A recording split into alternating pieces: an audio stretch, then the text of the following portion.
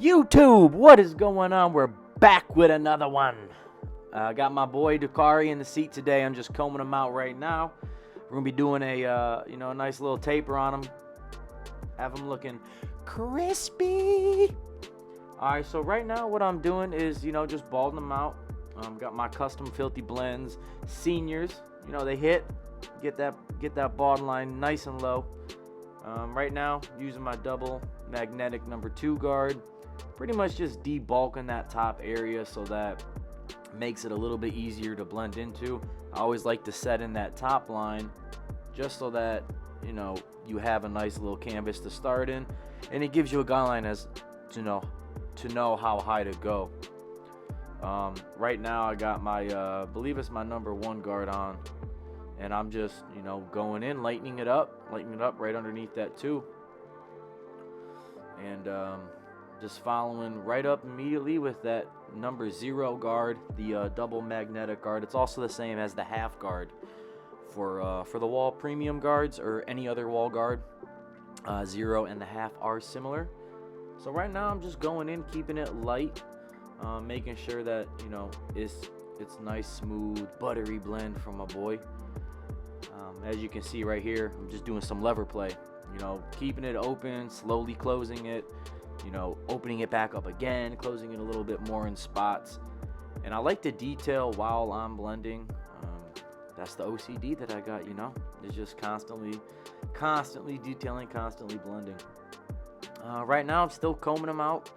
I want it to sit how he's going to be wearing it, how he's going to be styling it after this cut. So that's the main reason why I do that. And right here, I switch up the clipper and I switch up the guard. I think the other was dying a little bit, so I just wanted to get a little bit more of a charge on it. But I do bounce back into these, into the Babyliss clippers when I do the 1.5 almost every single time, just because with those double magnetic guards, that 1 to 2, there's nothing really in between. So I like to use that 1.5 as a softener pretty much. Right now, I'm just using my 3 guard, debulking a little bit, kind of softening up that upper area of that taper. Now, this is more like a medium to high taper. I could have went higher, but I kept it just right above the ear. We typically don't go too low with him. We like to keep it, right above the ear, right where it's at. So as you can see, I'm doing some freehand now. Kind of getting anything that's loose, any hair that's coiled over and sticking over where that blend is, trying to soften up that line some. I always like to freehand whenever I am, cutting really tight curly hair, because the hair stacks on top of each other, whereas like straight and wavy hair kind of lays, so it's too hard to do that way, and it don't usually look right. Now I'm back on the other side, doing the same thing, always starting with my bald line. Whenever I'm blending up and getting the fade going, I'll set it in, and then I'm getting ready to attack, ready to get that blend going. Right now I got my 3 guard again. I'm debulking, creating that top line for the taper. Slowly, trying to take as much off as I can, but without taking too much off, because you don't want to raise it higher than what needs to be. As you can tell already right there, it's already looking good. Look at that. Looking fresh for my boy. Right here, it's following back up on my 1 guard, softening it up, doing the same thing. And that's another thing that I like to do. I always try and follow the same steps for certain cuts.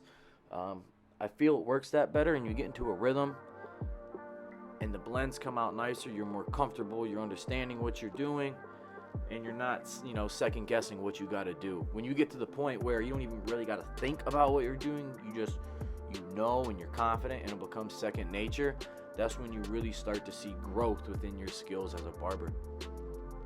Right now, back at it with the lever open, just slowly going up, inching my way towards, that top of the blend, but always keeping my blend underneath what the previous guard was. Don't ever want to raise it too much. And as you can see, there's some dark spots, a dark little line right above the area. There's a little hard line. And what I'm doing, I'm just going in, combing it from time to time, just making sure that his hair is laying as smoothly as possible. So that's pretty much it on that side. Going to the back now, As you can see, I'm still, combing it out a little bit, just brushing it, making sure that everything's smooth. And again, I'm attacking it with, the lever closed, creating that bottom guideline so that I can blend up. And whatever method you blend, whether you blend down, you meet in the middle, you blend up, you just got to make sure you know how wide your guidelines are, where you're putting the guidelines, and how to blend them out. Again, debulking, and as you can see, it's the same steps. Creating my bottom line, debulking, blending in the middle. Right there, brushing it out, combing it out so the hair's laying down. And right here, got my number 2 guard. I'm going in, just softening up that line so that when I hit it with the 1, it creates a smoother transition. Whoa, a smoother transition from that, that lowest point of the blend, which is the skin, up into that, that 3 that you created up top.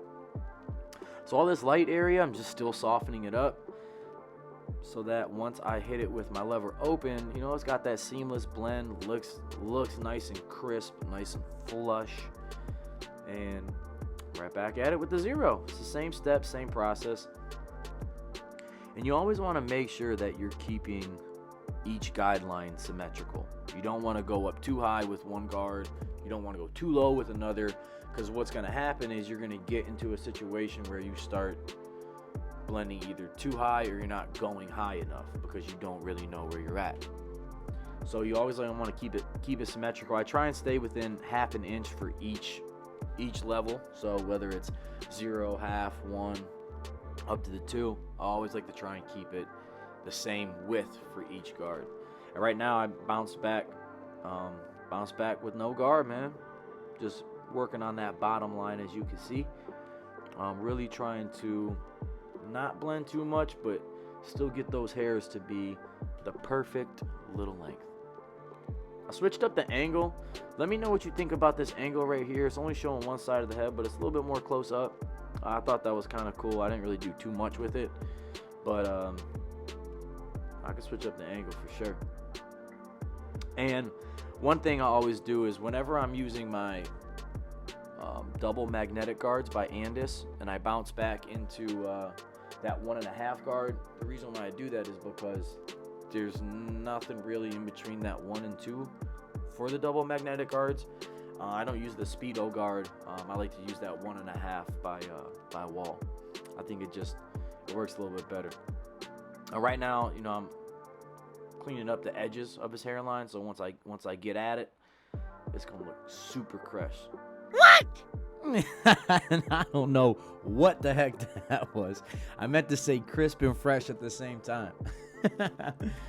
What? That made no sense. All right, so now we're back at it. Just hitting that line up, keeping it fresh. Now prior to this, I did spray it a little bit with some hairspray, just so that it would hold the hairs down a little bit. And that is something you want to do. You want to make sure each hair is laying down as straight as possible so you can get that crispy fresh line. And you don't want to go too far into the hairline. You want to stay out as far as possible, but still making that fresh line. So you want to attack it at the furthest hair out. Right there, see? Boom. Got the hairspray. Lay that hair down. Trim it up a little bit. And watch the clipper do his work. I'm hitting it with the blow dryer right there. And as you can see, I'm not going too far in. I'm trying to stay as far out as possible, but still, trim that hair up and make it look fresh and crisp. Because that's what we're trying to do around here. We're trying to get these guys looking right. Trying to have the sharpest lines, crispest haircuts.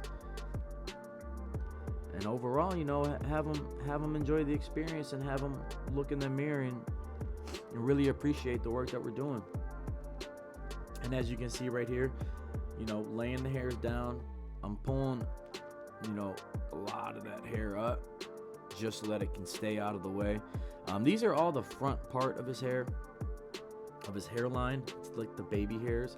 And that's one thing you want to do as well. You don't want to take too much off.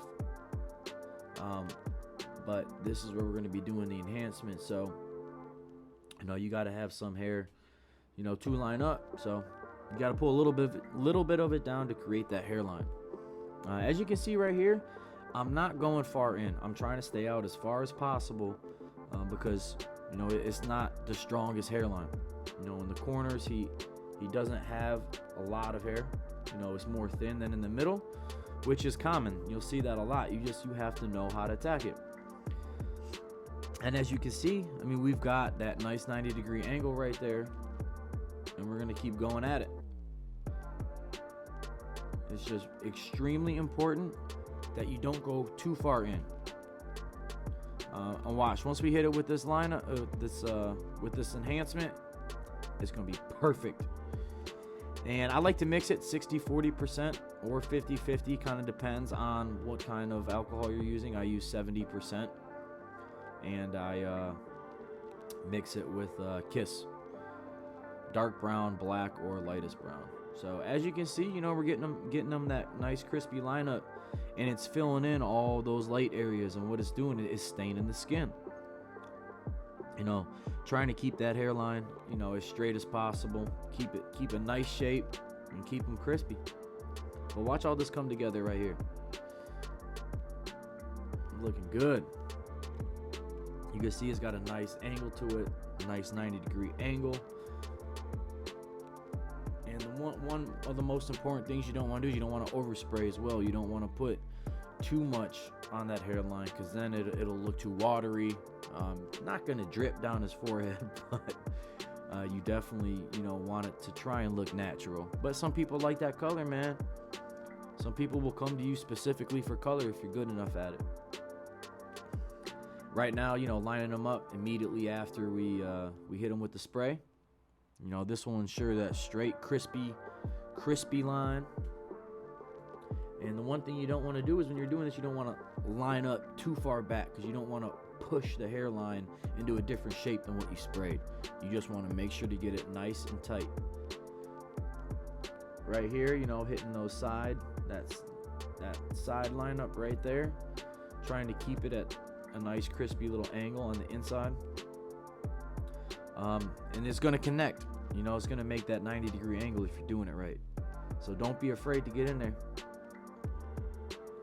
See, looking great. And I'm not using a firm brush with this. I'm using something a lot more soft, so that it doesn't, you know, change the direction or wipe away any of that lineup that you just used for the, you know, with that spray. Because, you know, it's not completely dry right now. It's still drying. So if you use a firm brush or something hard, you know, it may take a chunk out or kind of smear it, and you don't want that to happen, so you're gonna have to go back in and do it again. So after this, I will be hitting them with my pencil. And one of the most important things with the pencil is you want to try and keep a thin line.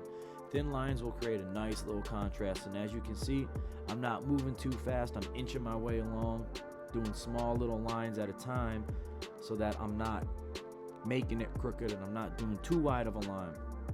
And it's gonna look great once we're done. Just watch. So I'm trying to stretch the skin just a little bit so that the pencil doesn't get hung up. And I'm not creating a curve, so I'm stopping it right at that point, right there. I'm not gonna curve it. And as you can see, it's already looking nice. Look at me, look at that, look at that. Ooh-wee! Boy, that's fresh. So every time, you know, he comes in, I always try and get them together. I always try and give them, you know, that, you know, what they're paying for, and it's all about the experience. You know, every client that sits in your chair, you know, you want to give them a reason to remember that haircut. You want to do your best every single trip, every single time. And right here, I'm just following back up, pulling down on the skin with the trimmer. And what this is gonna do is gonna wipe that line with the pencil a little bit. And what will happen is it'll give it that nice contrast between the skin and the hairline, and that's what you always want. You always want it to look good.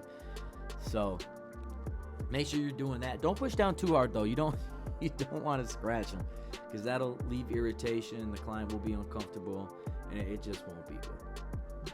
So now you're gonna see what we do for the beard. We kind of do a reverse fade on it. So we start that line, and then we blend from the jawline into that top line. I think it looks mad dope. So we've been doing this for a while. So, and right now I'm asking them, you know, we're just consulting because sometimes we like to keep it higher, or sometimes we'll go a little bit lower where you can see that line. So I'm gonna have him look at it, and he's gonna let me know whether he wants to, you know, go higher or go lower. And that's super important, guys. You got to make sure you're always talking to your customers, seeing what they want, what they don't want, if they want to make changes throughout the cut, because you don't want to have to go back into it at the end and have to redo it all. Because then that's someone's other, you're going to be wasting another person's time because they're going to be waiting for your mistake. And you always want to make sure you're getting it done at that time you're doing it. So do a little bit, show him, ask him if that's what he likes. If that's what he likes, boom, you're set. If not, he wants to change it up, switch it up. You know, don't be afraid to ask. So, right here, just showing him again. That's cool. That's cool. That's cool. You know, looking good. So, I'm just asking him now if he wants to make that sideburn a little bit more thin, or if he wants to keep it the way that he did. So, he wanted to keep it. And now, this is what we're doing. We're going in from the jawline into that top line.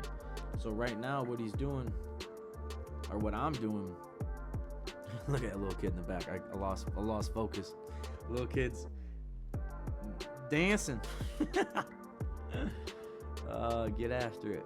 So what I'm doing now is I started with my trimmer, and we're just gonna do the same blending process that you would do with a haircut. So we open up the guard, close it, set in our line onto the next clipper guard, right? So I started with my trimmer, and then I opened it up with my clipper, created that guideline, and then I'm slowly going to close it, and I'm just going to follow right back up. So right now, I'm pretty sure I had a half guard on it. Or actually, no, I don't got a guard on it right now. I don't think so. I don't have anything on it. Just, you know, lightening it up a little bit and, you know, getting that nice smooth little blend. Right now that was a one guard, and I'm, you know, constantly brushing it out, trimming it up so that I can get that, you know, the right look for it. Can't have my guy out here looking dusty. So back to the other side, same thing. I'm gonna create that top line first so I can get the shape and I can know what to blend into. I see some people, you know, they'll fade the beard in first and then set that line, but I always like to set it in first just so I can get my shape. Right here, you know, I'm creating that outline, the perimeter, you know, making sure that bottom of that jawline is nice and straight. And we're gonna do the same thing. We're gonna start from the bottom, start from that jaw, and we're gonna work all the way into that top line. We're gonna make sure he looks super crisp. Yeah, I don't know. I asked him the one day, I said, hey man, you want to try something different with your blend, you know, on your beard? You want to try from blending from the jaw into it? And he was cool with it. And ever since then, you know, he's been rocking with it. Looks good. So like I said, don't ever be afraid to reach out, you know, and ask your client if they want to try something different. Because, you know, they'll always be up for it. And if not, you can always go back to what you know. You know, and there may be some kind of style, some type of fade, some type of look that you've never done before, and they're really gonna like it. So, you know, they appreciate that. You know, it's you giving them different kind of looks and different blends, and, you know, they're not stuck with the same thing every time. It switches it up. People notice more, they notice more. They'll get compliments because of a different look. It'll catch people's eye. So, you know, that means a lot. That goes a long way when you got other people complimenting your haircut on somebody's head. You know, just hitting that mustache, making it, you know, not too thin, but, you know, really making it look crisp. As you can see, man, you know, we're just going at it. And sometimes he doesn't like when I use a straight razor on the face, so today we're not going to do so. But, yo, that's the cut. You know, that's a nice high little taper right there. Blended in the beard, got the hairline fresh. Let me know what you guys think. If there's anything you want to see different, let me know. So tune in for the next video, y'all. Thanks for joining.